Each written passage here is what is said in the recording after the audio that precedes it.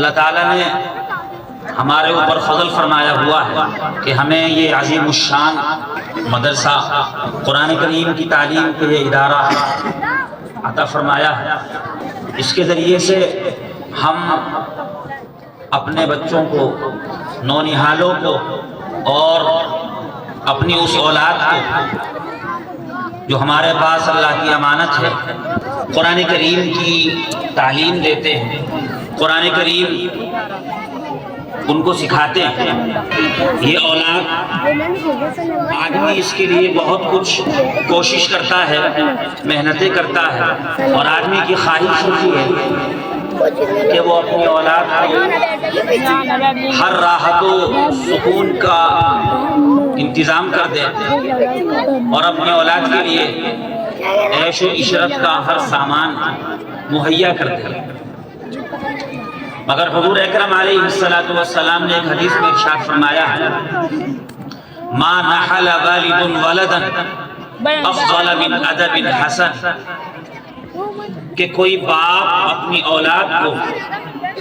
دین کی تعلیم سے بڑھ کر کوئی تحفہ نہیں دے سکتا۔ ہم اپنی اولاد کو بہت کچھ دینا چاہتے ہیں، زمین جائیداد دینا چاہتے ہیں،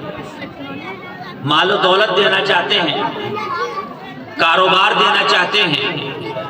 کھیت و باغات دینا چاہتے ہیں، اچھے خاندان میں اس کی شادی کرنا چاہتے ہیں، اچھے عہدوں تک اس کو پہنچانا چاہتے ہیں۔ یہ ساری چیزیں ہیں کہ ہر ماں باپ اپنی اولاد کے لیے اس کی خواہش رکھتے ہیں، لیکن حضور اکرم صلی اللہ علیہ وسلم کا ارشاد مبارک یہ ہے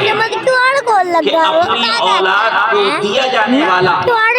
سب سے عظیم تحفہ، سب سے بڑا تحفہ وہ دین کی، وہ قرآن کریم کی تعلیم۔ اگر آپ نے اپنی اولاد کو دین کی اور قرآن کریم کی تعلیم دی اور اس کے علاوہ آپ اپنی اولاد کو کچھ نہ دے سکے تو یاد رکھیے گا آپ نے اپنی اولاد کو سب کچھ دے دیا۔ لیکن اگر آپ نے اپنی اولاد کو دین کی، اسلام کی، قرآن کی، حدیث کی تعلیم نہ دی تو پھر چاہے آپ نے اپنی اولاد کو سب کچھ دے دیا ہو،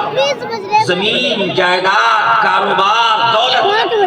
بلکہ اگر اس کے قدموں میں تارے لا کر بھی رکھ دیے ہوں، چاند لا کر اس کے قدموں میں رکھ دیا ہو،